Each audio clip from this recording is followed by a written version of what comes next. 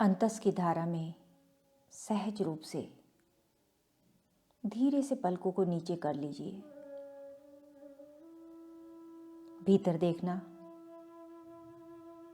जब उम्मीद टूटती है तो कैसा लगता है। थोड़ी देर अपना विश्लेषण कीजिए। तुम सुख की सबसे ज्यादा उम्मीद किससे करते हो? उन लोगों से जिनसे तुम्हारा प्रेम का रिश्ता है। उन्हीं से तो उम्मीद करते हो कि वो जिंदगी में सुख देंगे, खुशी मिलेगी। ध्यान रहे, जिनसे भी तुमने सुख की उम्मीद की, उन्हीं से तुम्हारा हिंसा का रिश्ता बन जाएगा। दरअसल हम बड़े हिंसक लोग हैं।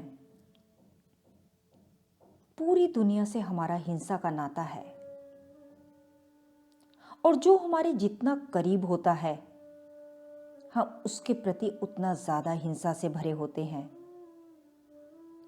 क्योंकि उसी से सबसे ज्यादा उम्मीद होती है। करीब होने का अर्थ यही है। अब थोड़ी देर पर से हटकर स्वयं के करीब आ जाओ। इस चेतना में जीना सीखो कि हम भिखारी नहीं हैं। जब भी तुम्हारे भीतर से ये विचार उठे कि दुनिया से कुछ पाना है, कि जिंदगी तो दौड़ने और कुछ हासिल करने का नाम है, तभी ये स्मरण करने की कोशिश करो कि हासिल किए बिना भी तुम बहुत कुछ हो, और जो असली है वो तुम्हें मिला ही हुआ है, और तुम्हें उसके लिए किसी के प्रमाण पत्र की जरूरत नहीं है कि मैं कुछ हूं या नहीं हूं। दुनिया की नजर में तो तुम तभी कुछ होगे जब तुम दुनिया के अनुसार काम करोगे। बस एक ठसक रखो अपने भीतर कि हम जैसे भी हैं बहुत बढ़िया हैं। यह अहंकार की बात नहीं हो रही, ये एक श्रद्धा की बात है कि अस्तित्व मेरा हक है, आनंदित रहना मेरा अपना स्वभाव। थोड़ी देर अपनी इस ट्रू नेचर में स्थित हो जाइए। बाहर से हटकर भीतर की ओर अपनी सुरती को जगमगाना। भीतर चाहूं और माइंड ही माइंड उसी का पसारा है। तुम स्वयं तो कहीं पर भी नहीं हो, कहीं ढूंढने पर भी नहीं मिलोगे। इतने खो गए हम माइंड के अंधेरों में, उम्मीदों में, अपेक्षाओं में, डर में, आकांक्षाओं में, कि हम स्वयं ही माइंड हो गए। यही है इग्नोरेंस, हमारे दुखों का एकमात्र कारण कि हम माइंड के साथ आइडेंटिफाइड हो गए। ध्यान रहे, तुम्हारे दुख का कारण अज्ञान नहीं है। तुम्हारे दुख का कारण वो सब कुछ है जो तुम सोचते हो कि सही है। तुम्हारे दुख का कारण जानकारी का अभाव नहीं है। तुम्हारे दुख का कारण वो सब जानकारी, सूचनाएं और मान्यताएं हैं जिन्हें तुमने सच समझकर पकड़ रखा है, जिनमें तुम्हारा गहरा यकीन है। भीतर झांकना। ये जो जिंदगी की कहानी चल रही है, ये बहुत आनंदप्रद नहीं है। तो मन इसे समाप्त करना चाहता है, इसीलिए सबका मन निष्कर्ष चाह रहा है, ताकि इस कहानी से मुक्ति मिले। जो भी भीतर चल रहा है वो समाप्त हो। जो भी चल रहा है, अगर वो संपूर्ण ही होता तो बड़ा आनंदप्रद होता। तो मन उससे मुक्ति क्यों मांगता? मन नहीं चाहता कि उसका कोई अंत या समापन आ जाए। समापन की चाह आपको बता रही है कि भीतरी माहौल कैसा रहता है।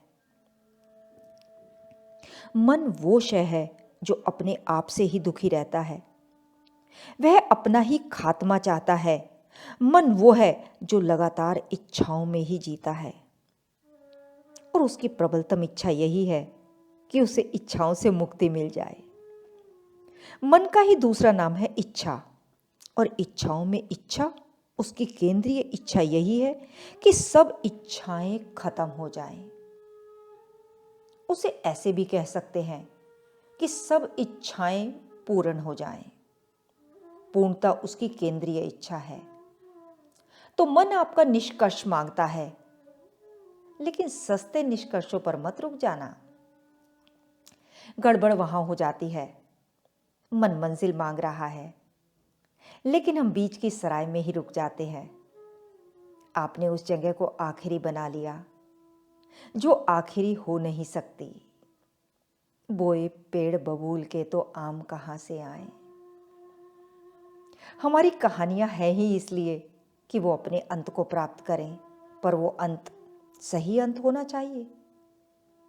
यूं ही बीच में नहीं रुक जाना। जानते हो मन कहाँ रुक जाता है? मन वहां रुक जाता है जहां वो रुक भी सके और सही सलामत भी रुक सके। असली अंत वो होता है जहां अंत मात्र बचे, अहम ना बचे। तभी तो उसका नाम अंत होगा। अंत यानी क्या? जहां आपका अंत हो जाए।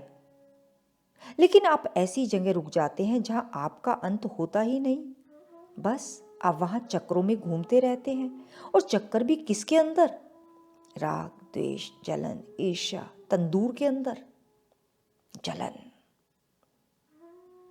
इसी बात को सांकेतिक रूप में कहा गया है कि नरक में बड़ी आग रहती है, कढ़ाओ में उबाले जाते हो। नरक वो थोड़ी ना है। नरक वो है जहां हम उबाले जा रहे हैं रोज रोज। मत जल्दी से कह दिया करो कि मुझे तकदीर मिल गई, मुझे मेरी मंजिल मिल गई, सब ठीक हो गया, नौकरी बढ़िया है, घर परिवार बढ़िया है, अब मैं सेट हो गया। पूछिए अपने आप से, क्या मेरा अंत आ गया है? अगर मेरा अंत नहीं आया अभी, तो मैं रुक कैसे गया?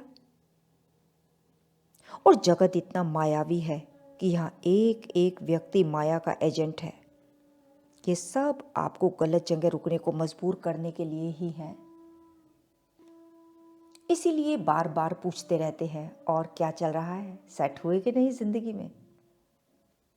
ये सब चाहते हैं कि आपकी कहानी अब यहीं रुक जाए, क्योंकि इसके आगे आपकी कहानी बढ़ेगी तो उनके लिए खतरा है।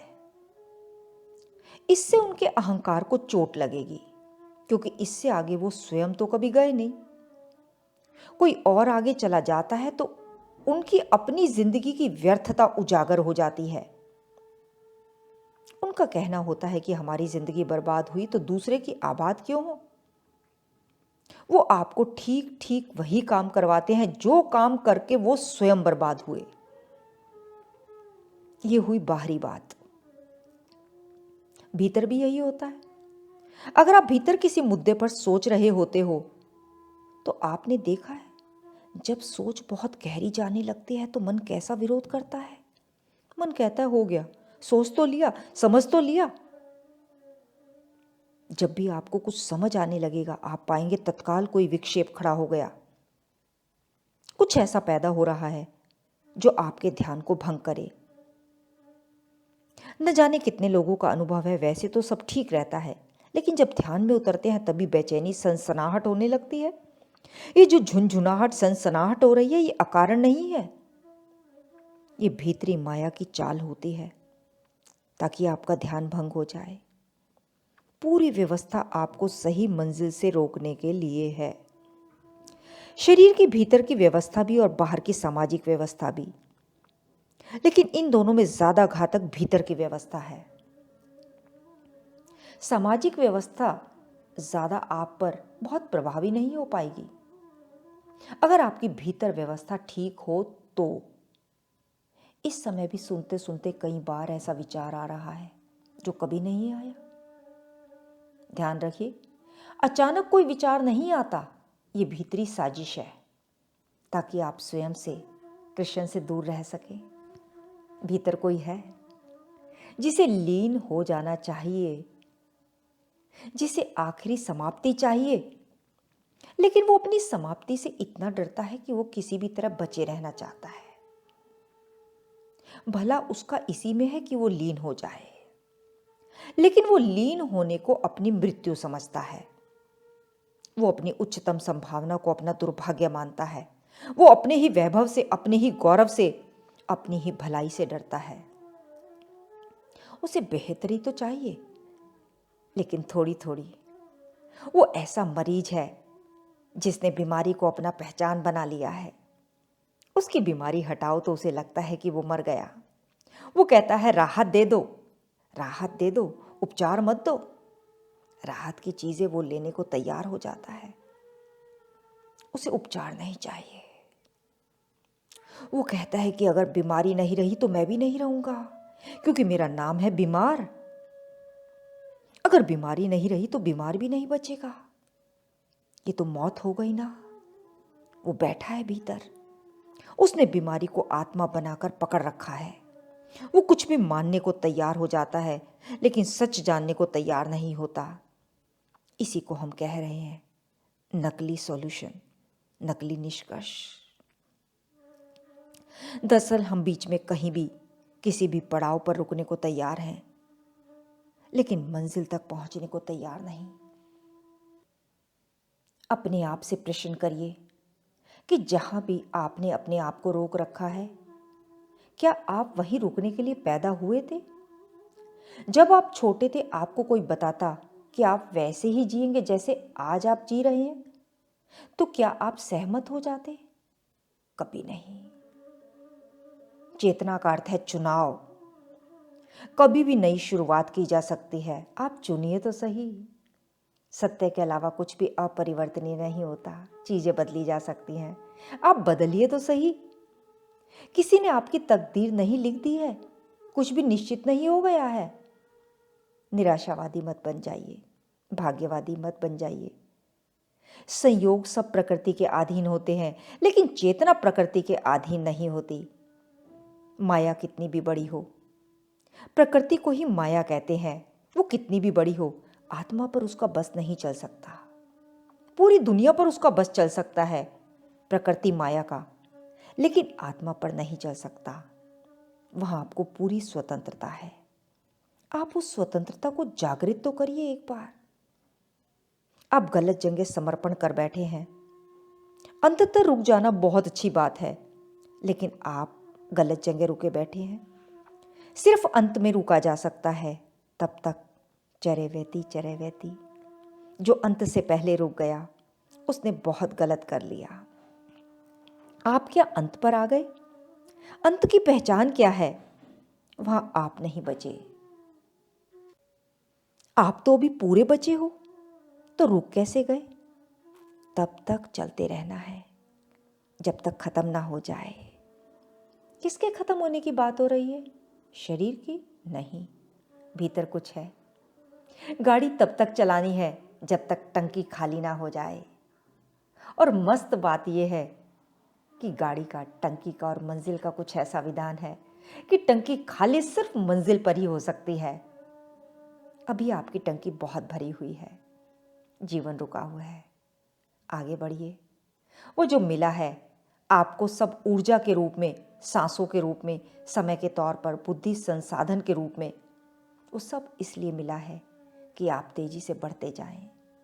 कहीं भी रुकना नहीं है। भीतर तो हम सब समझ रहे हैं, लेकिन ऊपर से कहते हैं पता नहीं, कुछ समझ सा नहीं आ रहा। इसी समझ के लिए हम भगवत गीता का अभ्यास कर रहे हैं। नेक्स्ट श्लोक में भगवान कह रहे हैं, मैं पवित्र करने वालों में वायु और शस्त्रधारियों में श्री राम हूं। ध्यान रहे, पंचभूत में वायु स्वतंत्र है, जहां मर्जी भाग जाती है। वायु स्वतंत्र है। वायु कभी बंधती नहीं, कहीं ठहरती नहीं, कहीं उसका लगाव नहीं है, कहीं उसकी आसक्ति नहीं है कि किसी की नाक में ज्यादा घुस जाऊं, कहीं कम घुसूं, कोई लगाव नहीं। वायु स्वतंत्रता का, अनासक्ति का प्रतीक है। इसी तरह पवित्रता भी वहीं ठहरती है जहां कोई आसक्ति नहीं है, जहां कोई बंधन नहीं है। और यही मेरी विभूति है। जब तुम्हारे भीतर वायु जैसी पवित्रता होती है, तब तुम कहीं नहीं अटकते। भगवान कह रहे हैं, वही व्यक्ति मेरी विभूति है। बस वही मेरी आत्म अनुभूति के लिए तैयार है। जो आनंद में डूबा डूबा जीवन व्यतीत कर रहा है। जागे रहना, इंतज़ार के पलों में रहना। नेक्स्ट वॉल्यूम तक ध्यान रहे, इस मार्ग में प्रेम और ज्ञान दोनों चाहिए। प्रेम तुम्हें बताता है कि जम करके टूट करके कोशिश करो, और ज्ञान तुम्हें बताता है कि कोशिश अंधी दिशा में नहीं होनी चाहिए। बस प्रेम और ज्ञान दोनों में रहना, जागे रहना। फरियाद कर रही हैं ये तरसी हुई निगाहें, देखे हुए किसी को ज़माना गुजर गया। होश में रहना, वर्तमान में रहना।